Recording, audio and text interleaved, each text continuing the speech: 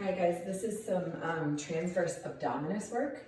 So of course, if you have a diastasis recti or a separation or any hernias, you need to seek out some medical advice and make sure that you're going to see somebody about that or physical therapy. If you've already been cleared or you just really want to work on your postural stabilizer muscles, this is a good 5-minute core exercise, little workout that will help really support your back and tighten down those core muscles. So the first exercise is vacuum, kind of a vacuum ab or vacuum core exercise that we do. So it seems silly, you're breathing out and then sucking in your belly. So you're there. As soon as I breathe out, you can see my stomach comes right back out. So you're basically sealing your abdominal muscles to your back muscles. We're gonna do this for 10 seconds, 3 sets through. So go ahead and breathe out and come in with your belly button.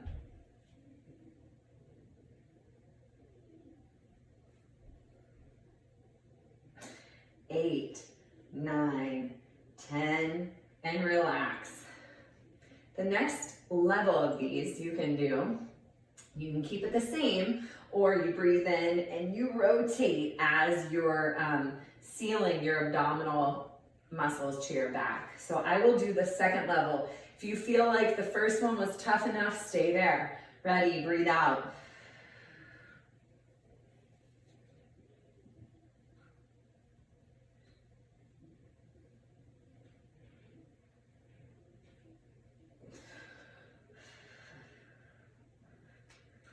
And you heard I had to let that go at about 6 or 7, which is fine. Start breathing. Make sure you try to keep that core still as tight as you can. This is your third set. Again, stay without rotation if you need to. Breathe out. Suck in.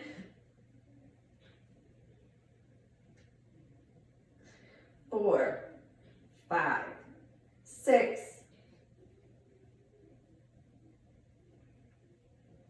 10. Good.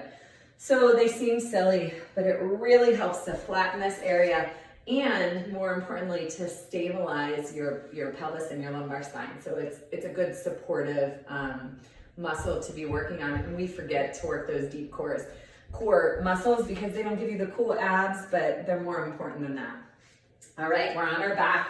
We're doing dead bugs. So I have a video up of dead bugs. We're gonna give 3 levels. First level, flat on the back tucked under, or hips tucked under, back flat on the ground. You should not be able to get your hands back there. Don't let your belly pooch up. If you let it pooch up, you're activating your hip flexor. So you're here. First level is dead bug. So we're gonna do our first round of 30, just straight dead bugs, and go.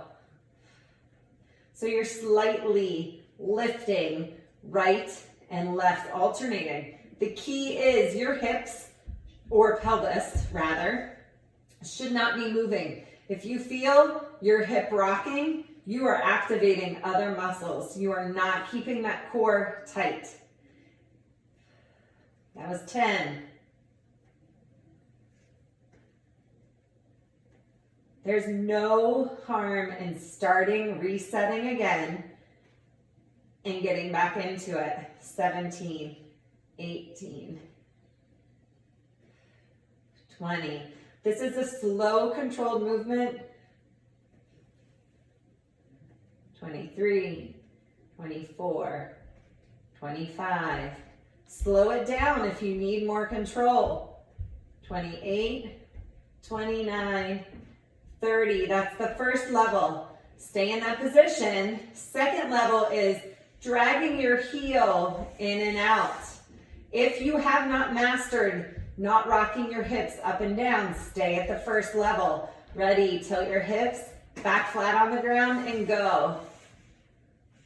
So when you're doing this, again, dragging that heel in and out, you're alternating. Your hips should be stable. They should be silent. Back flat on the ground, belly button pulled in.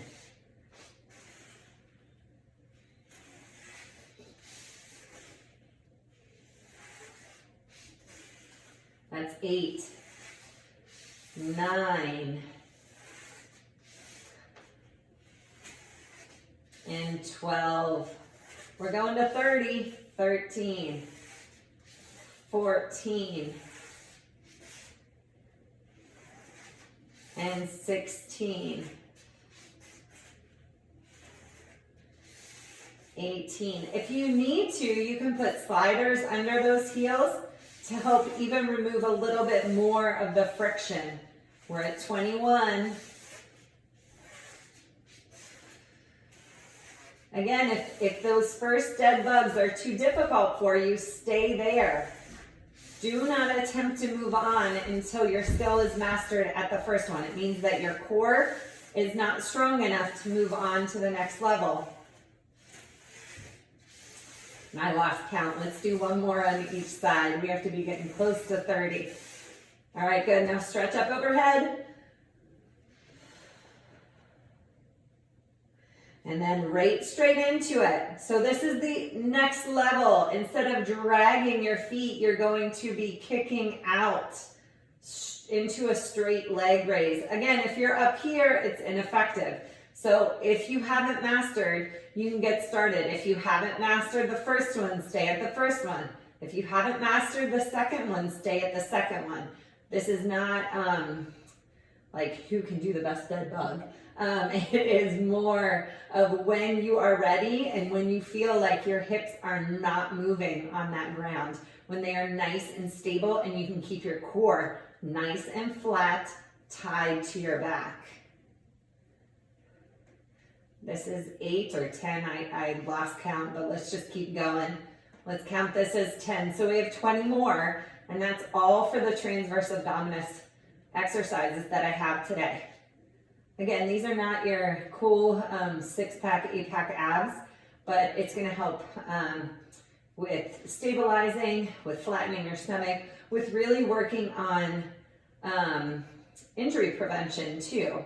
There's a lot of ways that we can do these small core exercises, or even small rotators of the shoulder, of the hips, that we tend to forget about when we're doing large movements. So these, although they are not glamorous, they are very important. And my core is burning at this point. I mean, I am feeling this. Let's do 4 more. 1, 2, 3, 4. Good work, guys. Hope you enjoyed that. If you have any questions, reach out.